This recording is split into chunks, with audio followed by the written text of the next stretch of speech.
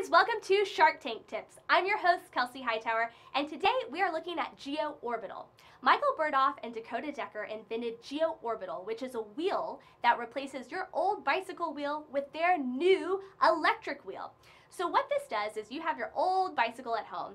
What you do is you take their GeoOrbital wheel, you replace your bicycle wheel with their fancy new wheel, and it turns your whole bike into an electric bicycle. How much fun is that? I was all about this product because this takes all the pedaling, all the ups and downs of the hills and the mountains out of the picture. All that exercising, you don't need that anymore because you've got an electric bicycle, and that is so much fun. The sharks loved it. They brought in a prototype and the sharks all got to ride around on this bicycle. They loved what it did. The speed can go up to 20 miles an hour.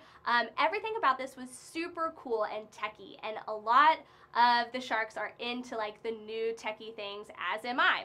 Now, the only downside to this is the wheel costs $950, plus you have to assemble it to your old bicycle. So if you don't have a bike at home already, you have to buy a bike, then you have to buy their wheel, and you have to reassemble and remake your bike. This seems really complicated, and I don't think that I'm even, techie or smart enough to be able to take apart my bike and put it on another wheel. It's really hard. And secondly, it's very expensive. You could just buy a whole new electric bike for $950 or cheaper.